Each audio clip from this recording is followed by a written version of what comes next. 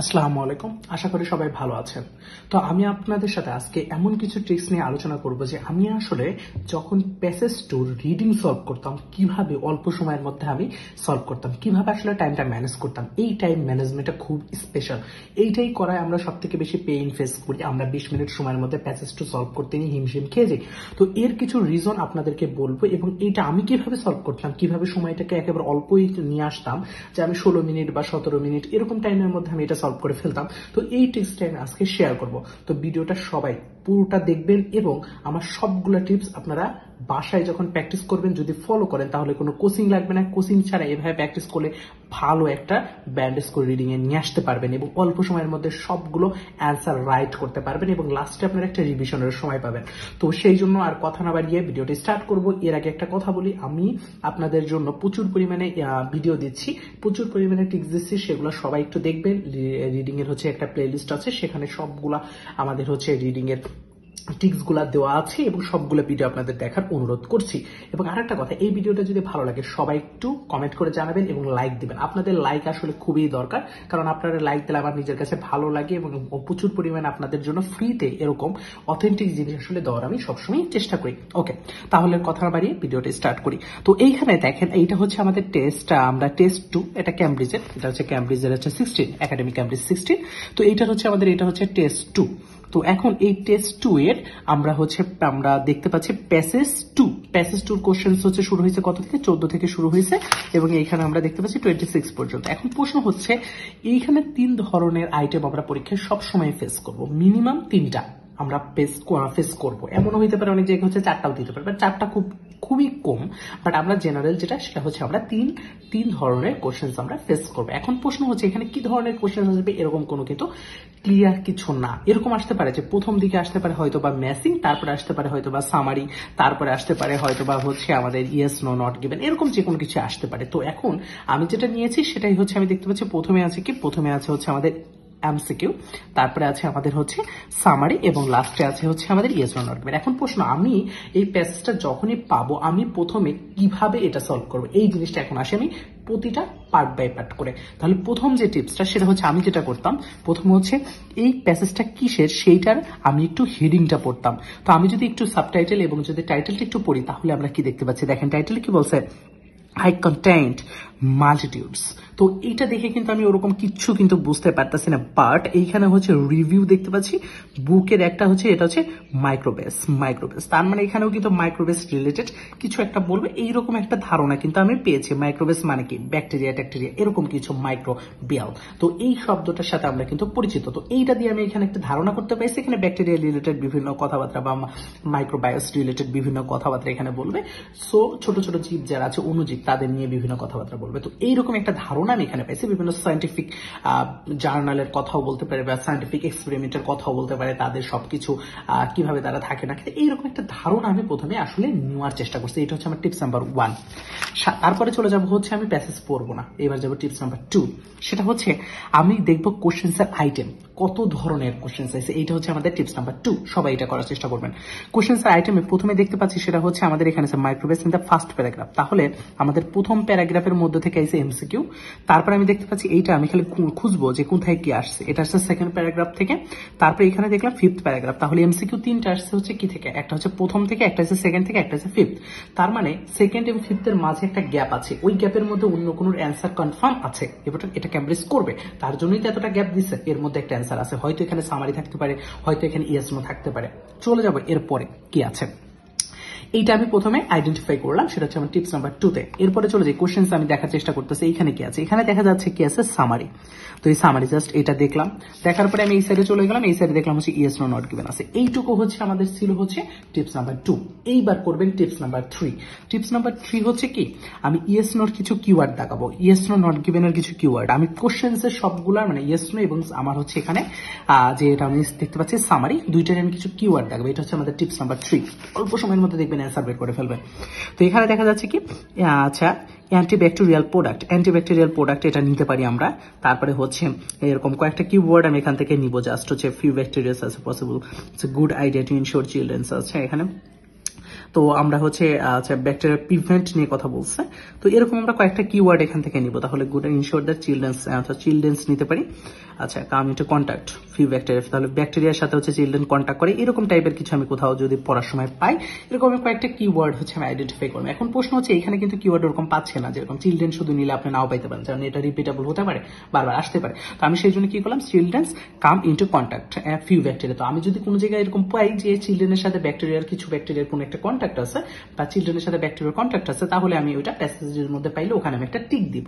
তো এইরকম ভাবে আমি কয়েকটা কিওয়ার্ড প্রথমে হচ্ছে একটু দাগায় নিব। তো আমার এখান থেকে 2-3টা কিওয়ার্ড জাস্ট হচ্ছে দাগায় নিব। কেন এটা করব, কারণ হচ্ছে ইয়েস নোটা প্যাসেজের কোন জায়গায় আছে সেটা যখন আমি আগে সলভ করব, এই আইটেমগুলো যখন আমি সলভ করব, আমি যখন এই আইটেম সলভ করার সময় যদি হুট করে ইয়েস নোটা প্যাসেজের কোন জায়গায় যদি পেয়ে যাই, ওখানে আমি এরকম টিক দিয়ে রাখবো। তাহলে আমার ইয়েস নোটা খোঁজার জন্য আবার প্রথম থেকে প্যাসেজ পড়তে হবে না। এখন প্রশ্ন, ইয়েস নোটাকে কেন আমি এইভাবে করলাম?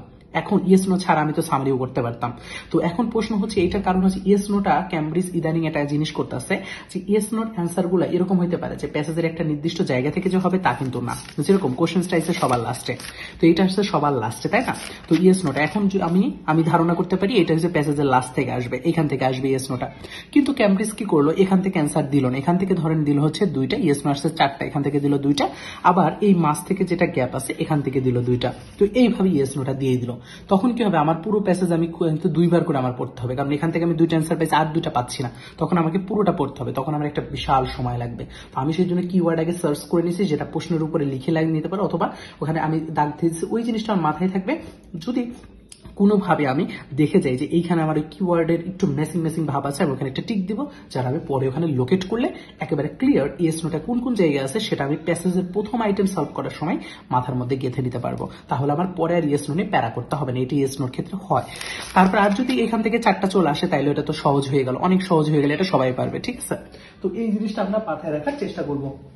আচ্ছা এইবার আসি হচ্ছে পরে আমরা হচ্ছে এর পরের টিপস, যেটা পরের টিপসটা হচ্ছে এইটা, যে আমার এখানে সামারি, আমি অ্যান্সার করবো আসলে কোনটা আগে করবো, এমসিকিউ নাকি সামারি। সামারির ক্ষেত্রে ইয়েস নোর ক্ষেত্রে আমি কিন্তু কিওয়ার্ড দাগায় রাখছি, এই সামারির ক্ষেত্রেও সেম কাজ করব। সামারির ক্ষেত্রে কিন্তু কিছু কিওয়ার্ড দেখেন, এখানে টলারেন্ট অফ মাইক্রোবিয়াস, এখানে মাইক্রোবিয়াস, তো এই মাইক্রোবিয়াসের টলারেন্ট এখানে কথা বলছে, এই শব্দটার সিনোনিম হয়তো বা টলারেন্টের সিনোনিমের শব্দটা প্যাসেজ থাকতে পারে। আচ্ছা তারপরে দেখেন ব্যাকটেরিয়াল ইফেক্ট, এই শব্দগুলো থাকতে পারে, ব্যাকটেরিয়াল ইফেক্ট। তারপর হচ্ছে মিসলিডিং, আচ্ছা এই শব্দগুলো হয়তো বা প্যারাফ্রেজ করতে পারি, রিলেশন উইথ, আচ্ছা তো এরকম আমরা 2-3টা জাস্ট বেশি না। তারপর দেখেন এনিমি শব্দটা নিতে পারি। তারপরে হচ্ছে ফ্রেন্ডলি। তো আমি প্যাসেজের মধ্যে যদি ফ্রেন্ডলি শব্দটা পাই, তাহলে আমি লোকেট করতে পারবো যে এইখানে সামারিটা আছে। এখানে সামারির একটা মজার বিষয় দেখা যাচ্ছে, এখানে 2টা প্যারাতে দিছে, তো 2টা প্যারাতে দেওয়া মানে, এবং এটা বক্সের মধ্যে অপশন আছে, তো অপশন আছে তাহলে হচ্ছে উইথ ক্লোজ সামারি, তো এমনি এটা কঠিন। তারপর আমি এখানে 2টা প্যারাতে দেখতে পাচ্ছি, তার মানে অ্যান্সারটা এরকম হইতে পারে। তো এইখানে যে 2টা প্যারা মিসিং আছে, দেখেন এখানে 2টা প্যারা মিসিং আছে, সেটা হচ্ছে আমাদের এখানে কি, সেটা হচ্ছে সেকেন্ড আর হচ্ছে এখানে ফিফথ, তাহলে সেকেন্ড, থার্ড এবং ফোর্থ, এই 2টা মিসিং আছে। তো এই 2টার মধ্যে সামারির অ্যান্সার থাকতে পারে, এটা একটা সম্ভাবনা থাকতে পারে, অথবা এখানে ইয়েস নোর অ্যান্সার থাকতে পারে। তো আমি যখন এই এমসিকিউ সলভ করবো, সাথে সাথে হচ্ছে আমি সামারির এইরকম কিওয়ার্ড যদি আমার জানা থাকে, কয়েকটা কিওয়ার্ড, তাহলে আমি কোথায় সামারি আসছে, আমি প্যাসেজটা যখন প্রথমে পড়বো, তখন আমি সামারি কিন্তু একটু হলেও আইডেন্টিফাই করতে পারবো যে সামারির আসলে লোকেশনটা কোথায়, এই লোকেশনটা ট্র্যাক করতে পারবো, তাহলে আমার সময়টা অনেক কম লাগবে পরে। তো এখন প্রশ্ন হচ্ছে নেক্সট টিপসে। তো তাহলে টিপস বুঝলাম, আমি কি করব, সবগুলোর হচ্ছে কিওয়ার্ড একটু দাগায় নিব, আমার আইটেমগুলোর কিওয়ার্ড একটু দাগায় নিব। আমি যেটা সলভ করব সেটার কিওয়ার্ড বাদে আমি যেই 2টা হচ্ছে আমি সলভ পরে করব, যেরকম আমি প্রথমে সলভ করব হচ্ছে এমসিকিউ, তারপরে সলভ করব এইটা, তারপরে সলভ করব এইটা। তো আমি কি করলাম, এই 2টার কিওয়ার্ড হচ্ছে আগে দাগায় নিলাম এই 2টার কিওয়ার্ড। এখন আমি সলভ করব এমসিকিউ, কারণ আমি এমসিকিউ জানি, সেটা হচ্ছে প্যারাগ্রাফ 1-এ আছে, প্যারাগ্রাফ সেকেন্ডে আছে, এবং হচ্ছে ফিফথ প্যারাগ্রাফ আছে। কিন্তু আমি যখন সলভ করব, তখন এই 2টা প্যারাগ্রাফ আমি যখন 1 এবং 2 পড়বো, সাথে সাথে কিন্তু আমার প্যারাগ্রাফ 3 সম্পর্কে হালকা একটু আইডিয়া চলে আসবে, তো প্যারাগ্রাফ 3-তে কি আসতে পারে, অথবা প্যারাগ্রাফ 3 2 লাইন পড়লে কিন্তু আমি হয়তো বা পেয়ে যেতে পারি যে সামারি আছে নাকি ইয়েস নো আছে। তো এটা কিন্তু আমি পেয়ে যেতে পারি প্রথম 2 লাইন পড়লে। তখন যদি আমি পেয়ে যাই, তাহলে ওখানে আমি লিখে রাখবো যে এটা ইয়েস নো আছে, আর যদি সামারি থাকে ওখানে লিখে দেখবো সামারি। ধরেন এখানে আমার সামারি আছে, তাহলে আমি কি করতে পারি, এখানে সামারি আমি জাস্ট এস লিখে দেবো, তাহলে আমি জানি যে এখানে সামারির অ্যান্সার আছে। তখন আমি সামারি সলভের সময় এরপরে যখন সলভ করবো, তখন এইখানে লোকেট করলে আমি অ্যান্সার পেয়ে যাবো, তখন আমাকে প্যাসেজ 1-2 পড়ার দরকার নাই। তো এইটা আমি বুঝবো। আবার যদি এরকম হয় সরি প্যারাগ্রাফ 1-2 পড়ার দরকার নেই। তো এরকম যদি হয় যে প্যারাগ্রাফ 2-র মধ্যে ধরেন সামারি স্টার্ট হয়ে গেছে এবং প্যারাগ্রাফ 3-4 তিনটা মিলেই সামারি আছে, যদি এরকম হয় তাহলে তো আমার জন্য ভালো, কারণ আমি এমসিকিউ সলভের সময় আমি প্যারাগ্রাফ 2-তে একটা পাইছি, ওখানে আমি লোকেট করে রাখছি, সামারি ওখানে আছে, তাহলে আমার জন্য আরো ভালো হয়ে গেল।